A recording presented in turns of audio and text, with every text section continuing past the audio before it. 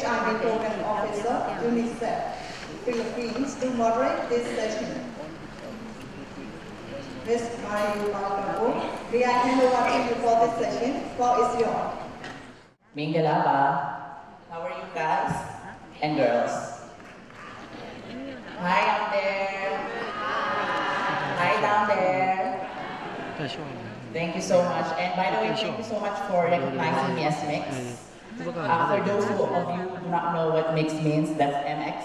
That is a gender-neutral title for gender non-conforming people like me who do not want to be called Mr. or Miss.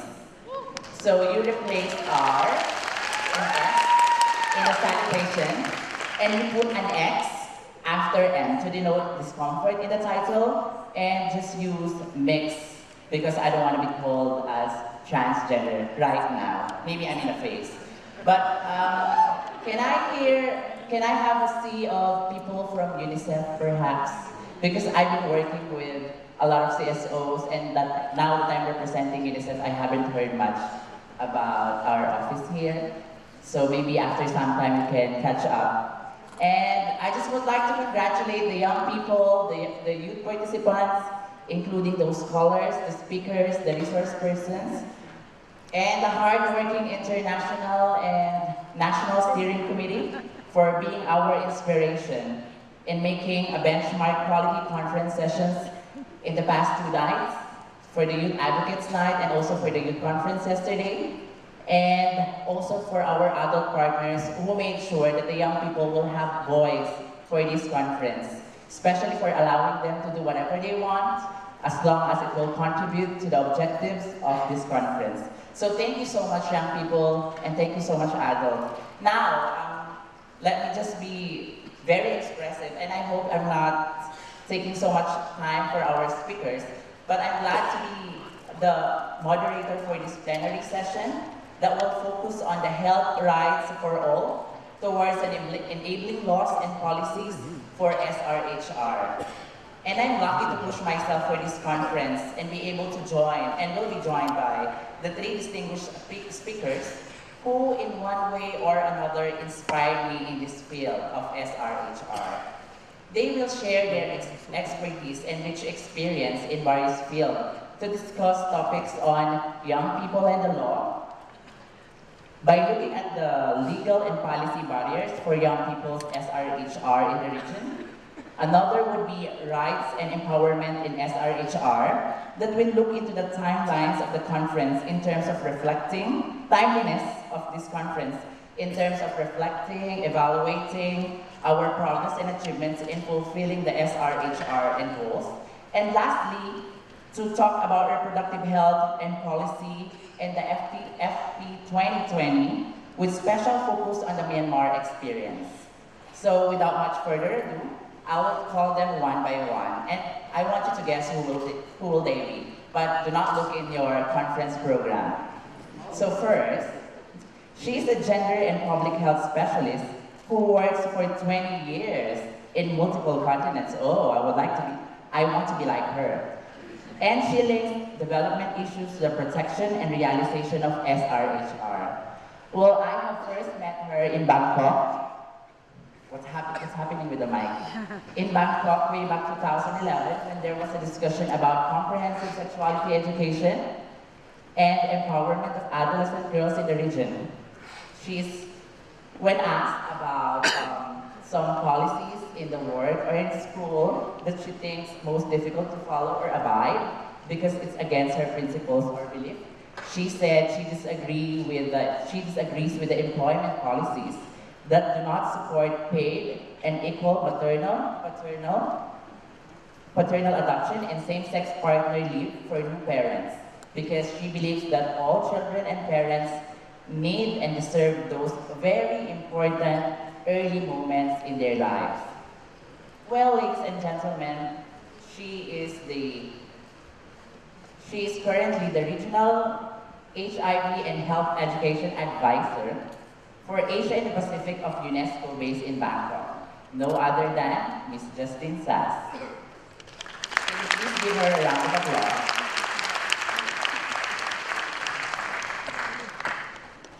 Thank you so much. ecologist who graduated from the University of Indonesia, an international consultant and trainer on family planning and safe abortion counseling, and one of the persons who meaningfully involved in preparing the ICPD in Cairo. Well, I actually met her during the preparation of the 7th APCRSHR, or perhaps before that, in many of the APCRSHR in different timelines.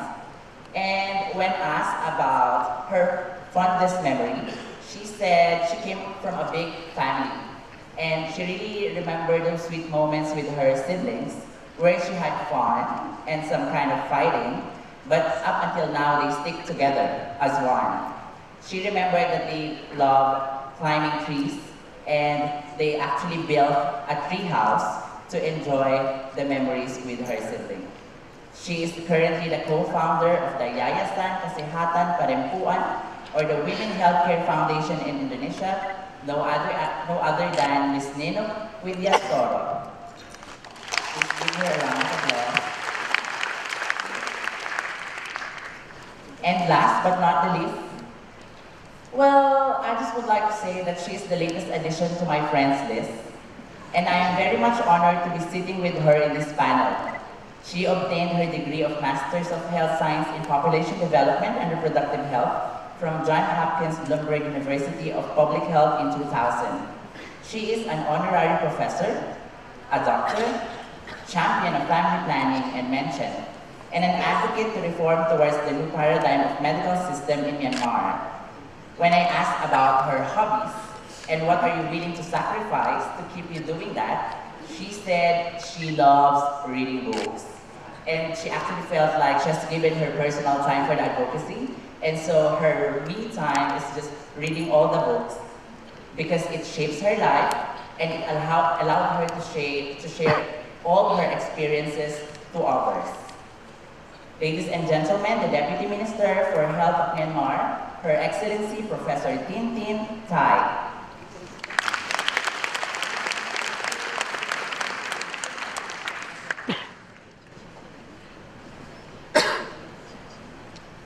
Thank you so much. I hope you guys are all comfortable with my introduction. And I hope you guys are still sitting there and listening to us. But really, just in case this is a plenary session and we will not have much opportunity to get your questions, if you want to participate, you can use your mobile phones. And whatever you post in your social media, you can use the hashtag 8APCSRH or hashtag 8APCSRHRQ, capital Q, small n and A, so that I will be able to see all your questions, inputs, feelings, or if you just would like to have selfie on your seats, taking photo of us with you, it's okay, it's perfectly fine with us. So let us start with the real presentation. Justin, perhaps you can start by explaining with us why it's important for the law, why laws are very important, especially on SRHR, and how it affects the lives of the young people. And maybe we can discuss further when we talk about young people, who are they? Okay, good morning everyone. Ningalaba. I'm going to start with the second question first. Bear with me. Oh, yeah. Let's see if a young person can push it better than I can. There we go. Okay. So who are young people? These are the faces of some of the young people in the region. The UN defines young people as persons aged between 10 and 24. Some of you will also be young people here as well. I used to be young. We all used to be young at some point. We've got 1 billion young people in the region right now. It's actually the largest cohort of young people in the history of the world. Many of these young people are more educated and healthier than their parents were or their grandparents were. But there's still a significant amount of ill health in the region. Can you go back? We've got 1 in 7 girls who will have given birth by the age of 18, often in a context of high unmet need for contraception and child marriage. We also have 2/3 of unintended pregnancies during this period that occur among adolescents. And many of these will also result in a highly unreported but a significant burden of abortion. 20% of males and 10% of females in this age range also will have an STI in the last year. And we've got 600,000 young people that are living with HIV. Now, there are many different reasons that a young person will have access to information and services, different factors that will influence that. Some of them are cultural, some of them are financial, some of them are logistical, and some of them are legal. And many of these will be similar to those facing anyone of any age range. So for example, distance to services, maybe some embarrassment about going into a clinic, but some of them are very much linked to their age and their stage of life. And so for example, they might need their parents' permission to be able to access a service. They might not have money to be able to go to a clinic independently. And the laws can also play, policies and laws can also impact both positively and negatively on access to services. So there are a lot of laws that we can look at. If we look at the laws around minimum age of criminal responsibility, we see that in the region, the majority of countries, by the age of 14, a young person can be held to task for his or her conduct in society. So they can be brought in front of a court. But are they old enough to be able to be a client? Throughout the region, in most of the countries in the region, 18 seems to be the magic number which a young person can access services. If we look a bit further at other laws and policies, such as consent to sex and minimum age of marriage, we see another picture with a number of different numbers, as you can see on the screen. Based on a selection of countries, what I'd like to just pull out from this is a number of things. One, the age is often very different for consent to sex across countries, but also if you're male or if you're female. So what that means very practically is that you can legally consent to sex, but you cannot go to a service that will enable you to do that safely. We also see that there are important reasons for laws around consensual sex. We heard a bit about this morning. So they're very important to protect young people from sexual exploitation, as well as from trafficking and other things that we heard about earlier. But such laws can also prevent young people who are engaging in consensual sex with their peers from accessing services, because they may be afraid of disclosure of their partner or of themselves. In many countries, as you can see on the screen, this age is younger than the age of services. And that's obviously a barrier for those who don't want to tell their parents about the sexual activity that they're having, but would like to access services.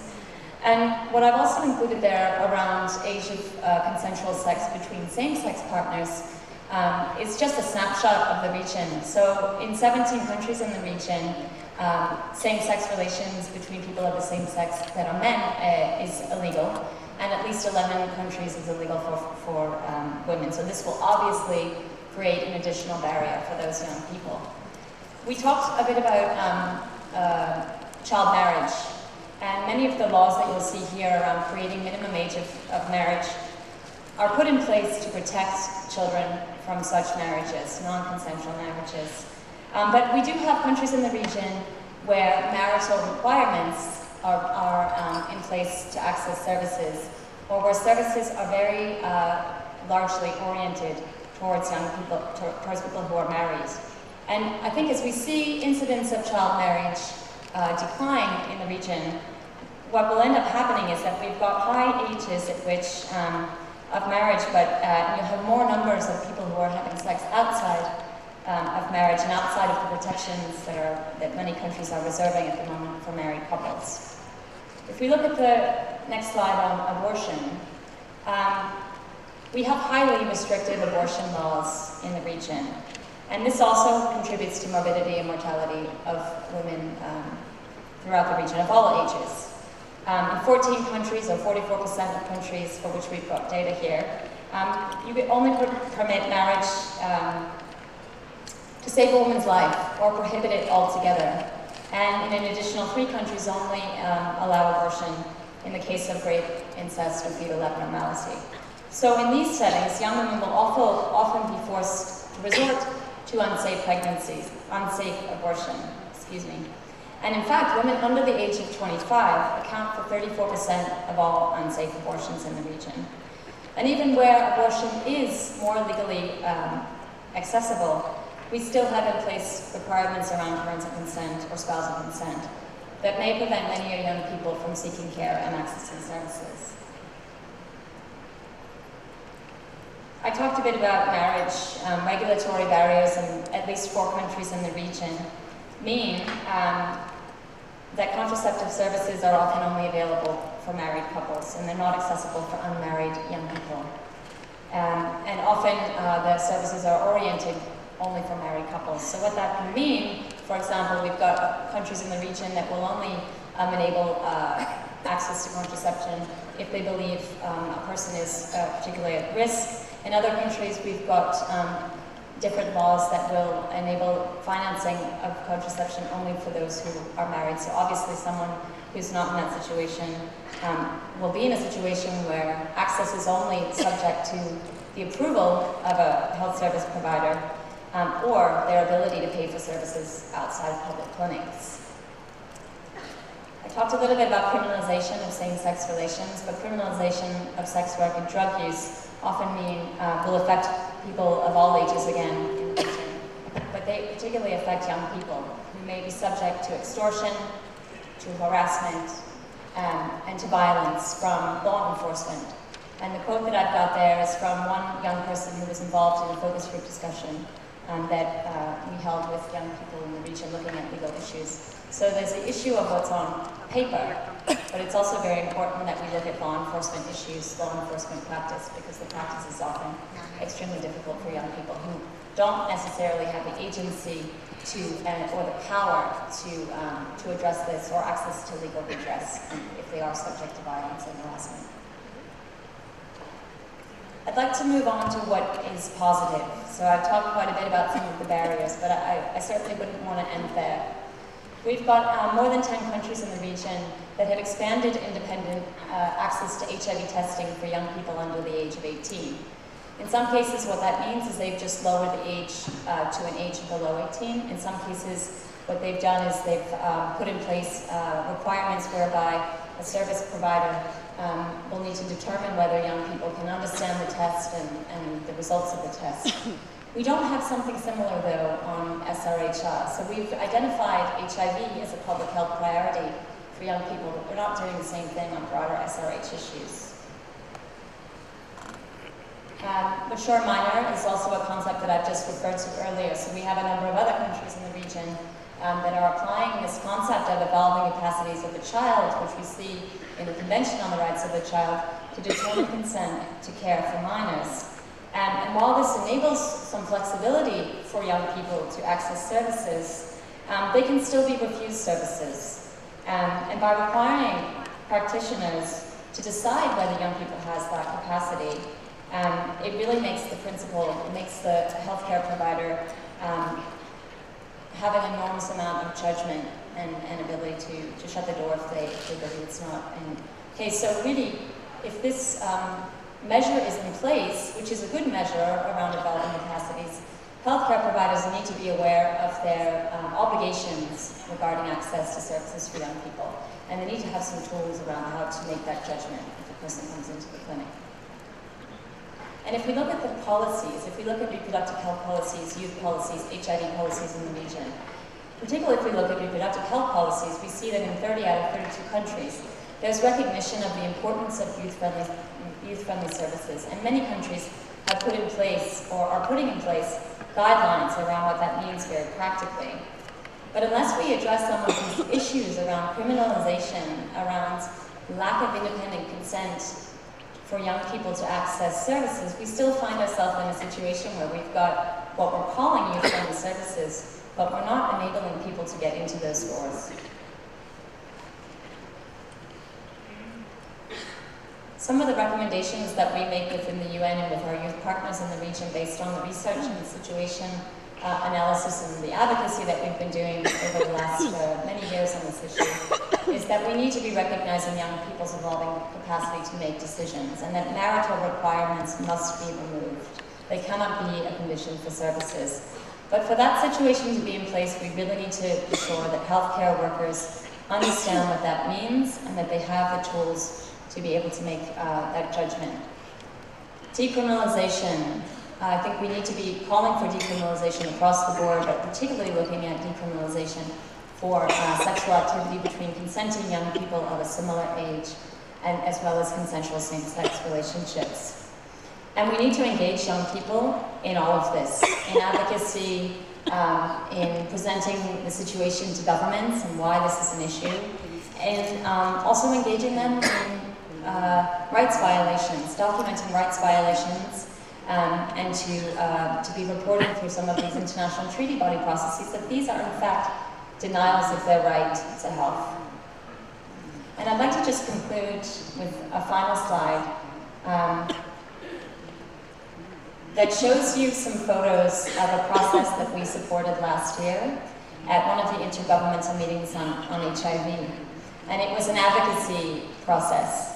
And what I'd like to pull out of this is a couple of things. The first thing is that we recognize the law is not alone. So it's important for us to be making also outreach, as you can see in the center photo, to law enforcement. We need to be engaging health workers. We need to be engaging religious leaders. And we need to be engaging parents and teachers who are teaching comprehensive sexuality education. And the faces you can see on there is that we also need to be very much engaging young people and creating a situation where rights to health are rights for all, and that includes young people as well. Oh, thank you so much, Justine. Just to clarify, done, but thank you so much for clapping. I just want to be sure that I'm picking up your messages. You're mentioning that there are a lot of countries with mismatched policies that will actually open doors for a lot of young people. And you have mentioned like abortion is a huge issue for many countries. And I remember in the discussion in the youth conference, in the roundtable discussion, there are a lot of young people who has a different perspective about abortion. And you also mentioned that we have a problem in terms of making sure that the adolescents would have access to services, because for one, a lot of healthcare providers do not know how to provide that services. But should that be related to the laws? The law is important, I think, and I think as we look at moving forward with FP 2020 and all of the other commitments that we're making around sexual and reproductive health and rights, we can't just look at commodities and we can't just be looking at services. And advocacy around the law takes a long time, and I think we need to be really committed to be making the time to do that. And it's complementary to the things that you've mentioned there, but it's really critically important. Okay, so you're now building on the framework that laws is very important to implement these programs or projects, especially to make sure that all young people, especially those who are hard to reach, are given opportunity to access the services. That's right, and I think the other thing is that we often look at, around young people, laws and policies that protect them, but we're not looking at laws and policies that enable them, and that enable them to access their rights.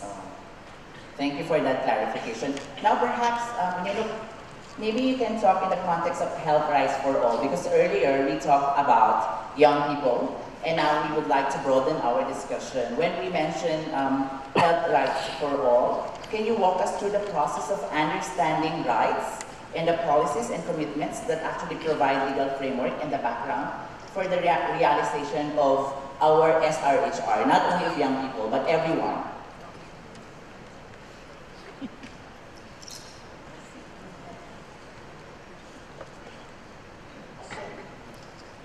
First of all, I want to congratulate Myanmar NGOs and Myanmar government to successfully conducting this 8th APCRSHR.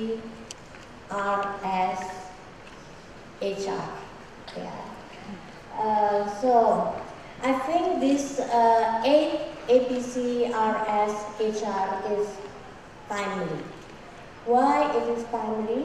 Because it is, like a time to reflect and a time to evaluate whether our government, each government, is achieving and fulfilling SRHR, which stand for Sexual Reproductive Health and Rights. So I want to really stress the rights here. Yeah. As you know that when in ICPD in 1994, I know that even though more than 100, I think it's about 170 plus government signing the agreement, I know that the path in front of us will not be easy, And it's true that, actually many government only agree or focus on the reproductive health, not focusing in the sexuality, and, it's very hard to swallow rights. Yeah. Okay. So there are actually after the International Conference for Population and Development in 1994 held in Cairo, actually there is also a series of efforts in talking about rights, in thinking that every human being has a right to live healthy. So for instance, we first in 1979, there was a CEDAW, a Commission on the Eliminating of Discriminating Against Women. So that is, the first big, meeting, and we have document of that. And then in 1994, there was a ICPD, the International Population and Development, and actually it was a historical moment where we changed. There is a paradigm change from family planning and maternal child health into APCRSHR. So we are not just looking of how to use contraceptive and something like that, but broader the picture into sexual reproductive health and rights. I want to stress the rights here. So we commit to change our paradigm. That's what happened, we until now, more than 20 years since then, in some countries, including mine, Indonesia, is still far away in fulfilling that. And next, in 1995, there is a Beijing platform of action. That the conference is actually talking special about rights, that women's rights is also human rights, So we want to stress this. In this also, at that time, we have client's right. What is the rights of the client for information, to be treated with respect, yeah? And then, and also we have reproductive rights as a product of the ICPD. Next is, because it's not successful, and then we create another agreement, to strengthen that we need to focus on the right. And we have the MDGs, the Millennium Development Goals. In Indonesia, we always talk that MDGs has a women face. We expect that our girl child can enjoy the education and can be attend the education until at least until senior high school, for instance. And we have the goals to reduce the maternal mortality rate till 75%. So we're really specific on this, And then what happened, until now, not so many countries fulfilling that. So this is actually, whether the government, I ask each of you to evaluate your government. Are they fulfilling these promises and agreement that they sign, you know. So, you know, it can be seen by, for instance, has the law has changed to accommodate the rights of people, especially in SRH, you know, and is there any real empowerment program to empower women and young people so that they can exercise their sexual and reproductive rights, you know. And also, do service providers change their attitude? Are they respectful to client? Are they non-judgmental in their attitude toward the client? In counseling, is there counseling in the, for instance, in the clinic or public health clinic? You know, in Indonesia, this is almost absent. And do they demonstrate a respectful and caring attitude toward each client? So maybe, like in Indonesia, they could, yes, we have adolescent and young people services in each clinic. But when we came there, you know, actually only information, and information also not full about sexual and reproductive. Because, you know, like in my latest study, even the providers, doctors, midwife and nurses, also, they don't know what is SRHR, what is the aspect of SRHR, they don't know. So if they don't know this, how can they empower the community around them? Okay, so this is I always like this drawing.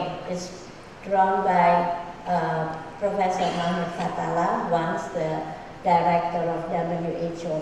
I really like this, and he said to us that, you know, this is actually the product of fighting, you know, with us, the women's advisor at the time.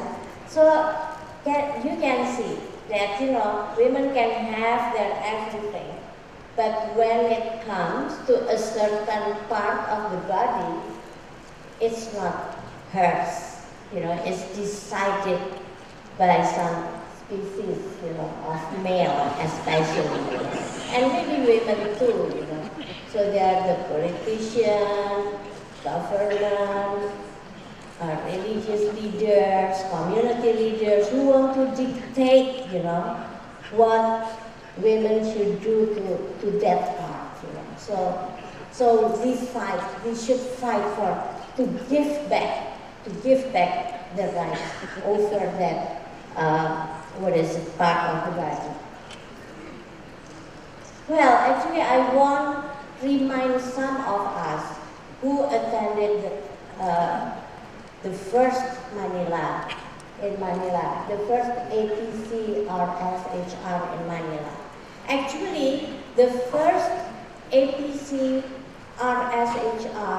is the response into all CIDO, ICPD, BEIJIC, MDG, where we feel uncomfortable that the government sign the agreement, have a sweet promises, but the reality is still far from that.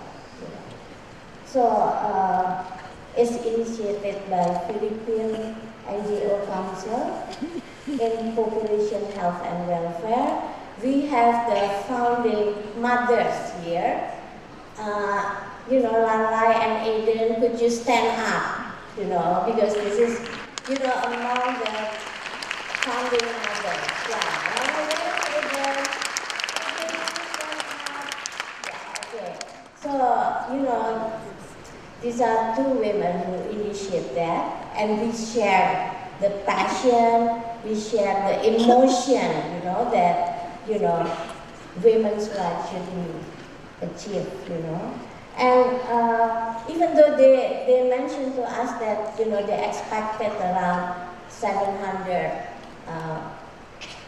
women's activists to be there, but, you know, it turned up to the attendance is double into 1,400, and, you know, and all the participants raised and shared the emotion, raised harmonious voices to struggle for people, especially women's rights. Yeah. And we decided that the conference should be every 2 years. Okay. So this is the promise, you know. I don't know, this is at least the promise that I get, you know, that, yeah.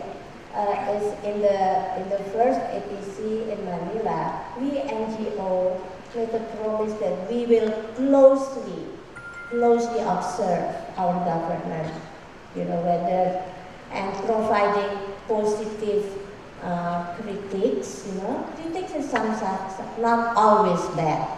And we want to be partnered with the government so that every promise they made of all human beings, especially women, young people, that they will fulfill, achieve the promise.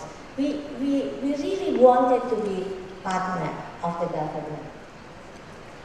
And yeah, this is, as you see that some country already achieved, you know, some of the goals. Some country changed their law. Some country comes up with, you know, like, you know, how to treat client with respect.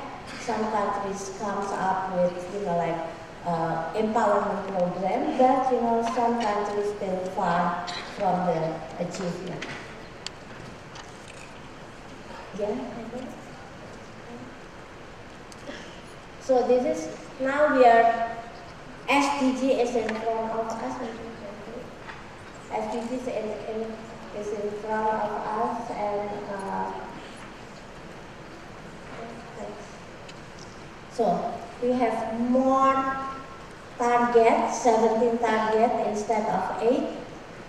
We have more 17 goals and 169 targets.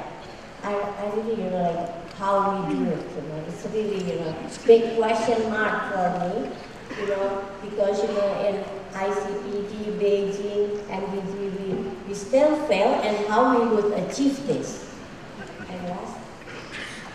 So I think, you know, we should focus again to women and the girl child, because they are the one who will, you know, have the next generation. They are the one who, you know, create the next generation. And also, I really, you know, like sharing, Justin, that we have to give a space. Now we embark to the 9 APCRSHR in Vietnam. So, you know, it's about to, you know, like people like me should be back off a bit, giving more space to young people, because they are the owner of future, not us, you know, but the young people who own the future. You know, so empowerment cannot be bargained, you know. Go back home from here, we should, you know, like really fight to empower the young people, women, and especially the girl child, if we want to see a brighter future for all of us, especially for the young. Thank you.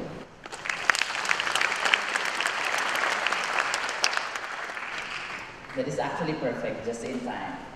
Okay, but I really like all the things that you have mentioned, especially in reminding us to validate and monitor the progress of all these commitments. I wanted to really focus on what you have mentioned about when we talk about fulfilling sexual reproductive health and rights and putting an emphasis to rights, we have forgotten about sexuality in most of the times.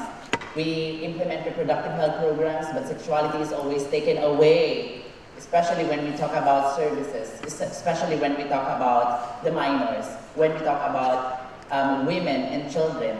You also mentioned about laws that are actually pro-men in a way, that is actually regulating sexuality of women, and it's actually for guys only. And even in the body autonomy, we can actually see how these policies that are drafted only shape the patriarchal perspective and ruling the body of women. And lastly, I wanted to emphasize what you have mentioned about young people and gaining their space, making sure that they have all the opportunity to lead, not only to participate, because participation has been changing right now, but making sure that they have this space equally as partners with adults is very important. And I think we have seen that in the previous conferences, and we're gaining more ground, especially for young people. And I just love what you have mentioned. Thank you so much, Nino. One more clap for her, please. But just to provide us, because everything that you have mentioned, especially Justin and Nino, talked about the context in Asia-Pacific region. I would love to hear more about the country-specific experience that will guide us in understanding if multi-ministerial collaboration is possible, and if we can find a model that can be used by other countries so that they can adopt it in their own specific context. Perhaps Dr. Tintin, you're my new friend, remember, we have heard about the importance of the different policies and the agreements and the need for each government, especially in Asia and Pacific, to really stick to their commitment so that we will all realize the goals for SRHR. But can you share with us the experience of Myanmar, especially in implementing reproductive health programs and policies in this very beautiful country? Thank you so much, Mario. And good afternoon, audience. I'm very honored to join these very distinguished speakers and an excellent moderator to share with all of you about, let me get to the first slide, can you? Yeah. And that is actually 2016, at this point of time, that is our silver anniversary. Yeah, after introducing our family planning official program into Myanmar. And so I would love to bring all of you to walk along with me all 25 years, but please don't be worried about your lunchtime, because I try to put all the our endeavors of the 25 years into one slide. That is, we have to try very hard when we try to bring in family planning as an official program in 1991, because given our geopolitical existence of the country, situating between the world's most two populous country, India and China, and then so sensibly we are not that encouraged to control the size of our population. But even since at that time, the country has to practice pro-natalist policy during the socialist time. And then so we have to be very strategic, because it is always, one of the very important issues in the hearts of all of us is to bring the better life to the women and children. And then so based upon that, and then we try to change the name of the family planning into birth spacing with the very basic principles of we are not going to, based on the population count, that we have no idea to to control the size of the population, but whatever the size of population, it must be a healthy, happy and prosperous families that we need to have it. And then so with all those very good intentions, that we try to make it to bring in the very first family planning official program into the public sector so successfully. So that is the start of the 25 years journey. And then along all those 25 years, we have faced some of the times it is very easy travel across the journey. And then most of the time that we have to face all the challenges, but every time we have some challenges, obstacles, constraints, we can make it happen, and then they got through with all the very good heart. And of course, without the collaboration of our seniors and the juniors in the public, private, all CBU, CSO, and all development partners, and of course the participation as well as the involvement of the community themselves, we will not reach that far.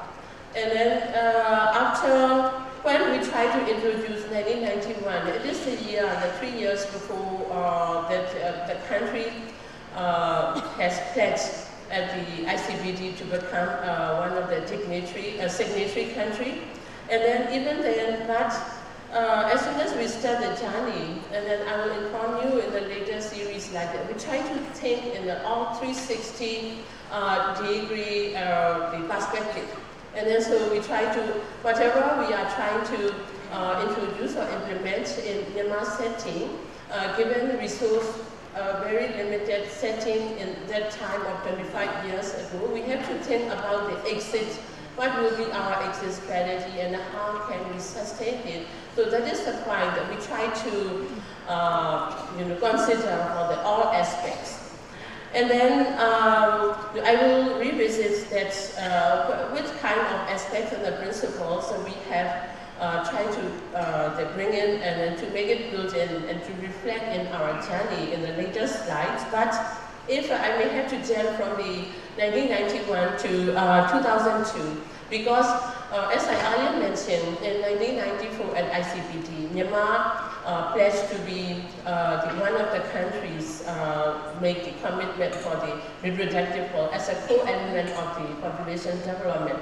And then so when the delegations came back from Cairo meeting conference to Myanmar, and then I was still not that old, in my early 30s. And then so what is all about reproductive health? I even, it is honestly speaking, I even have no idea what is the definition of reproductive health. Given the very resources limited, the resource material, and then, so we have to try hard, using various channels. At that time, we have no internet, no email, no reading materials. And then, but because we have a very strong task to bring it in, and then finally we made it. And then, so among all the stakeholders that we try to discuss, and then we have come up with, we need to have a policy. And then so in 2002, we have a Myanmar reproductive health policy. It is very easy to present you like it is Myanmar reproductive health policy, but it took 2.5 years that we are struggling out. What does the policy look like? That is the very first time we're trying to understand policy, but this is the necessity of the country system, necessity for the betterment of the women and children. We try to bring in and we have made it. And then again, along the journey, the family planning program, at that time is what we call bus-basing program. It has been expanded with the substantial the assistance from the UNFPA, other UNs, and the technical assistance from WHO, all stakeholders, NGOs, INGOs. And then we have reached to the, we pledged to endorse the Global Women's and Children the strategy in 2012. So it is just the start of the new, 1 year after the new administration. And then in 2012, in London Summit for every 2020, we couldn't represent, and anyone from the Myanmar public sector couldn't join. But we kept learning what is about every 2020, and then next another second summit in Ethiopia. I'm proud to say that Myanmar has committed to be one of the every 2020 countries. From that step, now the country is moving very fast, I will say. And then now that we already have a constant implementation plan for every 2020, and at the same time, the Myanmar has started our journey, starting from the 2012, started discussion, and then now started rolling out for the universal health coverage with the target of the 2030. And then we were able to make it happen, like the every 2020, and then all SRHR services become the focus of our universal health coverage. So the very first step that we are going to emphasize in our UAC is SRHR. So you have to give us credit. Yeah, and move to the next slide. So that is this slide that I borrowed from the resource material, but we try to absorb in our family planning and then SRHR journey, because that is what I try to refer about the 360-degree perspective, because the health is not in a vacuum. Health cannot stand alone, and then so it is we have to understand about what are the social determinants of health, and then starting from the individual, and then age, sex, and then other factors, individual lifestyle factors, social and community networks, general socio-economic, cultural, environmental. So all those things need to be tailored into our initiative towards SRHR, and then particularly our family planning, reproductive health, because we all agree with one size doesn't fit all. And then move to the next slide. And yes, that is in early 1990s. Human rights is a very sensitive word to talk about in Myanmar setting. But when we are thinking of the woman's life, and then thinking of the young people, and then thinking of the children, and thinking about their family, that we try to avoid using human rights, but then we try to use all the core principles of the human rights. Yeah, that is the equality, the freedom, peace, hope, and so on and so forth. And then how we try to bring into our initiative to the basic characteristics of the human right has been reflected in our every single initiative and then plan of action for the reproductive health and then birth spacing. And then how we try to realize the health rights, in terms of the reproductive rights as one of the core building process of the human right is to include the right to form a family, and then right to bear children, and then right to gender sensitivity, and right to biomedical technology and to family planning. And then so, if you have a chance to visit our very first birth spacing manual, it's a small manual, but it reflects everything. This is their birthright. How many children they want to get, when, and so everything has been reflected. Next slide, please. Yeah, that is the secret of the success of our journey, and then how we can reach that far that I love to share with you all. And then we have won the Sasakawa Prize because in early 1978 and then 79 after Alma Ata, and then the primary healthcare activities has been very flourishing across the country. And then later in the series, given the very changing scenarios in the socio-economic and then health system development, we need to re-engineer primary healthcare model, with emphasis to the population-oriented service delivery approach, strengthen community-based services, and the development of the multidisciplinary primary healthcare, including because the volunteerism is we still heavily rely on the volunteerism of the community, and then greater community involvement in securing and promoting health. That is the main core factors of our successful journey. And then may I move towards the next slide, final one. So that is a very important message that I would like to share with you, because we simply could not afford to implement everything when we endorse and then we introduce reproductive health. So we try to separate into two packages. One is the essential, that is a must to implement immediately. Another one is a comprehensive, whenever we are affordable, and then they are not forgotten or they are not neglected. And then so we name it a progressive realization. Not possible to provide all forms of the healthcare, especially for reproductive health, at the one stretch, But because given the resources are limited, but so rationing decisions are permitted, but it must be always trying to be transparent based on the evidence, and then there cannot be unreasonable or the arbitrary.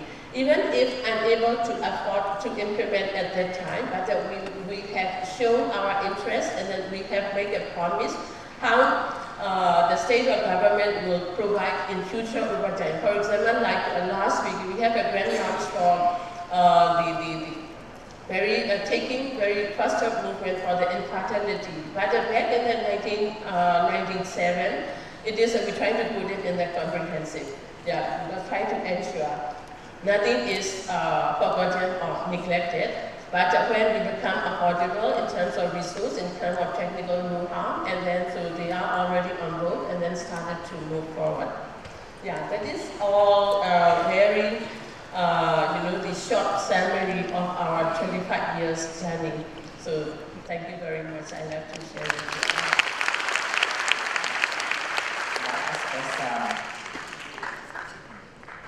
Actually, by just listening to you, I feel like there is so much hope in our advocacy, that there are things that we can actually put in place, and that programs and policies should not be looked in different ways, that they should come together to realize that it's possible to have a healthy, happy, and prosperous family, which I think is a very important slogan for each and every one. Realizing that even if we focus for coming up with a better life for women and children, we're also talking about their families. And we're not leaving behind even men and the boys, because it will also affect their development. You mentioned about participation of the community, especially not only in the healthcare providers, but the participation of other actors in different sectors and systems. You mentioned about prioritizing the development issues. What we want to focus on should be our eyes, should be our focus. And you also mentioned that health does not exist in a vacuum. I think that's very important, realizing that whenever we talk about health, we just look at the healthcare providers, or we just see them as a delivery of a result that will not be available for other sectors to provide their inputs. For example, how education can actually affect or influence access to the services. Oh, it says stop. For my time, at least for her time. But you actually mentioned it's a very important component of rights. And when we talk about rights, it's equally important as rights to basic services, rights to food, rights to shelter. And forgetting about reproductive rights, you're also forgetting that there are development rights. So we do not want to forget all those very important and essential elements of development. And thank you so much for wrapping it up and making sure that three of your ideas come together. But just to ask, and this question is for the three of you, because our main topic is really about health for all, but you mentioned about young people. Justin has just mentioned about the need to focus on young people. And then you mentioned about the need to focus on the mothers and the child. And Dr. Tintin just mentioned about the need to really focus on the women and children. How does that become health for all? I mean, is that against the core concept of health for all? And if really focusing on these groups, subgroups, are we not discriminating others? I don't know, maybe that's also a question of other people, but can you help us enlighten on this issue? Anyone can actually answer my question. Of course, I don't want to, we should not leave anyone behind. But why I really like focusing to them is because they are the most neglected and suffers right now. And if, the next generation is created by them. So, this is not forgetting others, but, more focus on them because they were neglected for so long I mean, their right is denied, for instance, to have sexual education, and also the young people also. But they're the one who pregnant and, have the next generation. That's all from my opinion.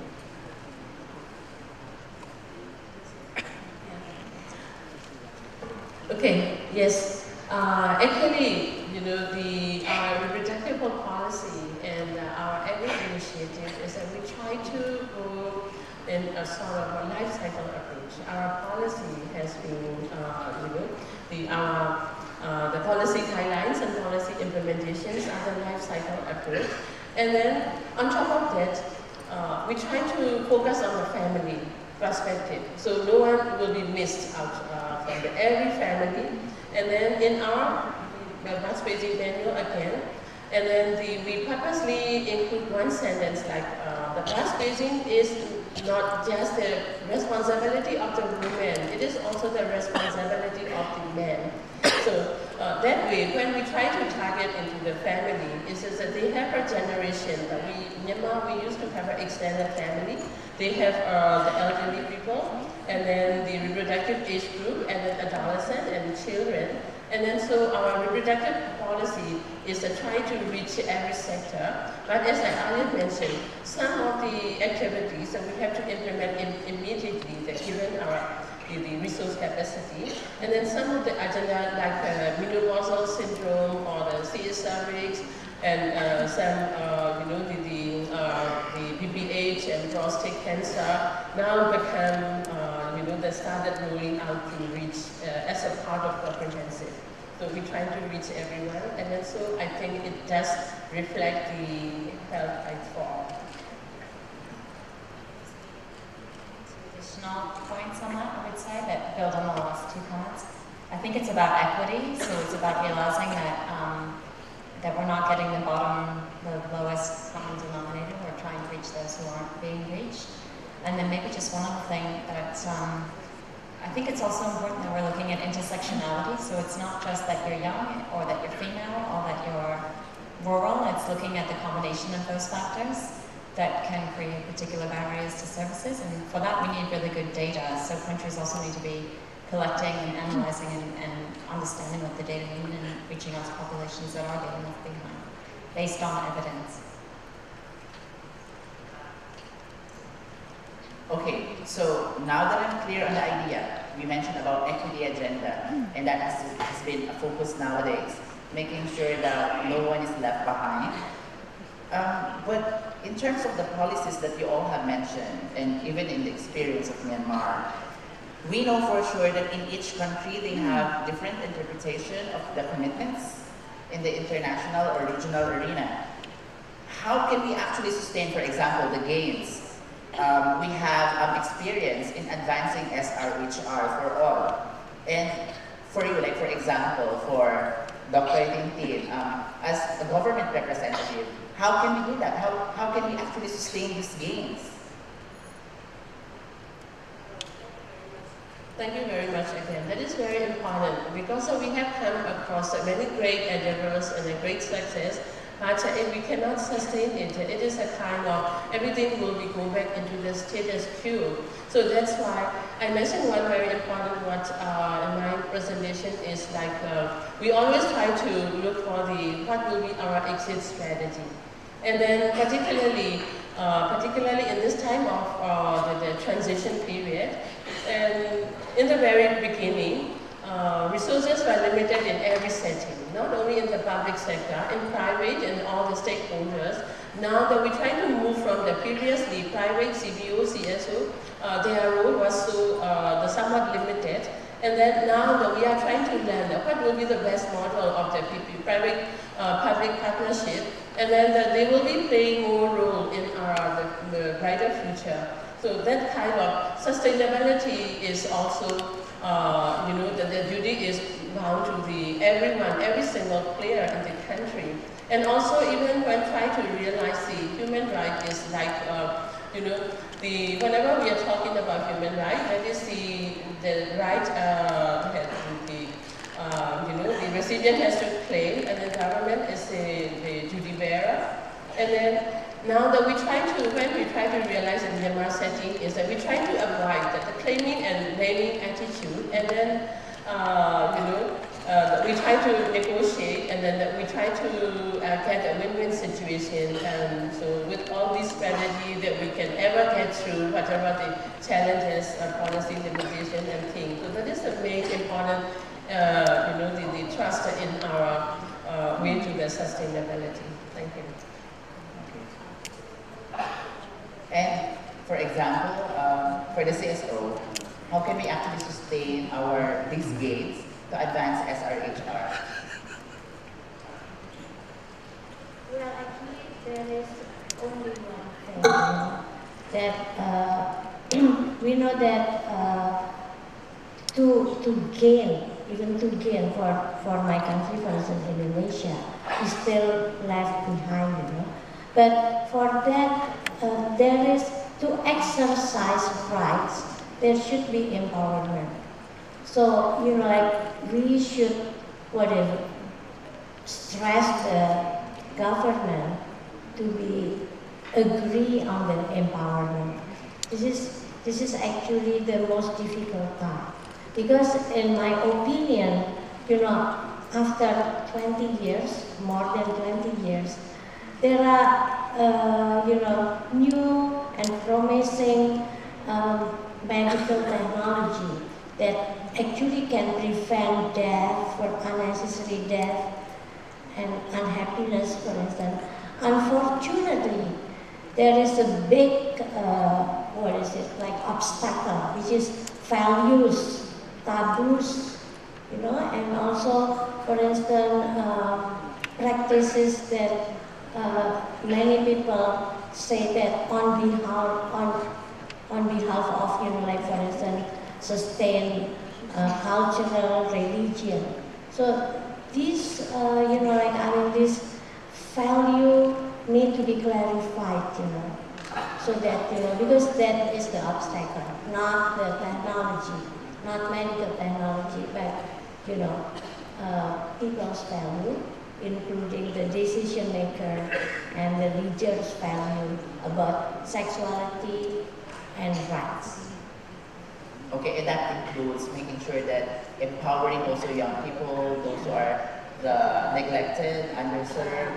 But we have to clarify the value of they who try to dictate and to control.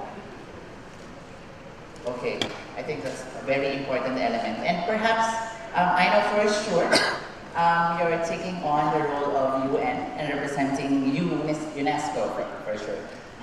What do you think will be the contribution of UN agencies or development partners in making sure that we sustain the gains that we have experienced in advancing SRHR?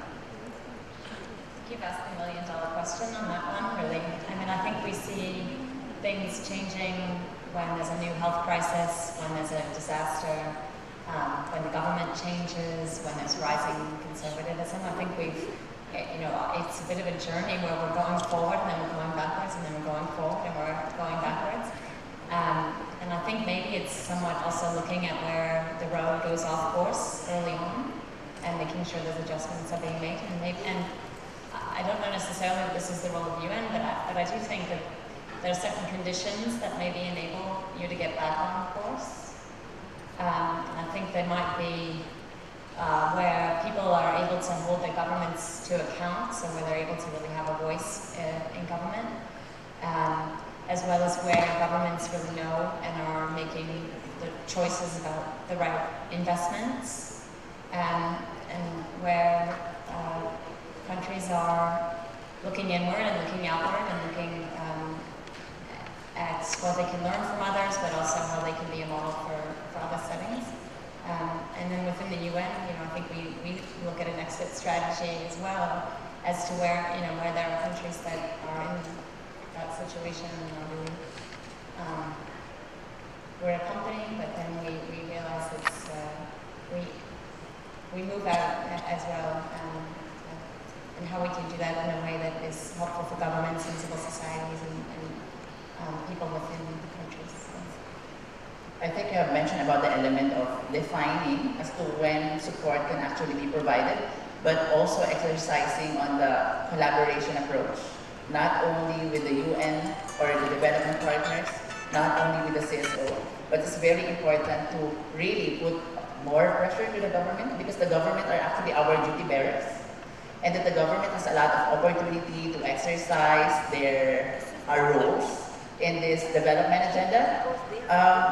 What I have learned from our discussion, and thank you so much, can you please give them a round of applause, is that when we talk about health for all, talking about groups that will really need it the most is not discriminating. It's actually a call that there is a need to really focus on those who are neglected because of our equity agenda.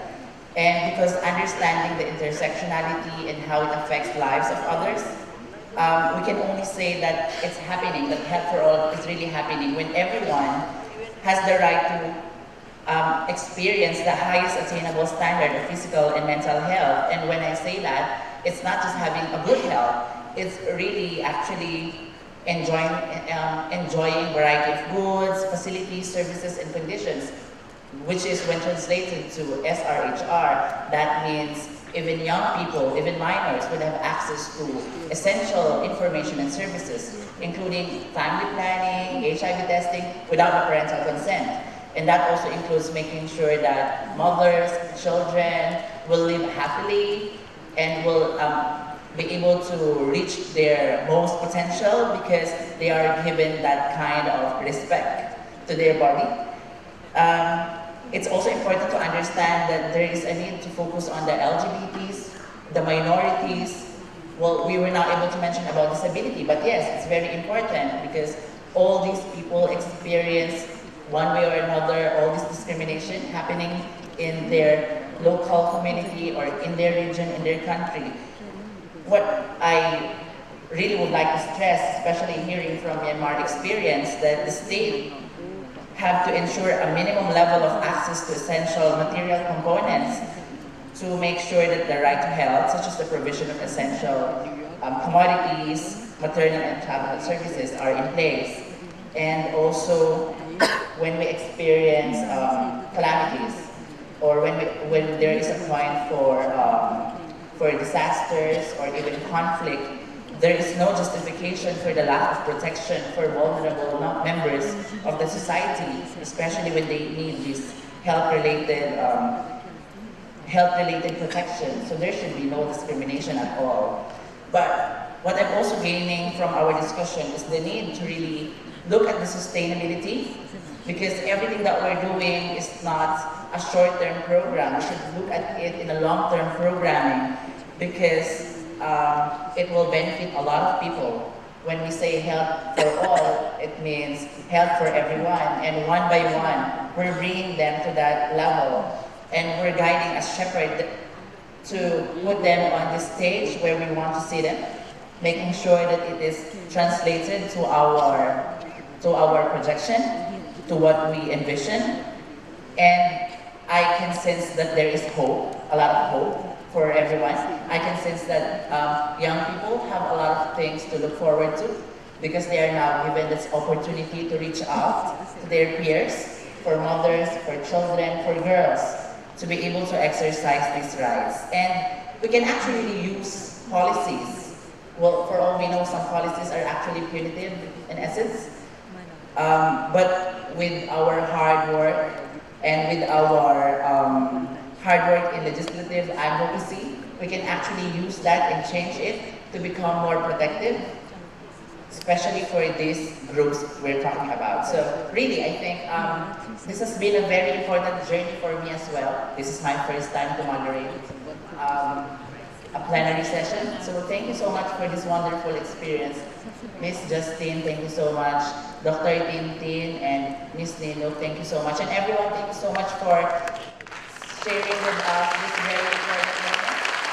I totally enjoyed these wonderful discussions. And if you have some time to have selfie with us, we're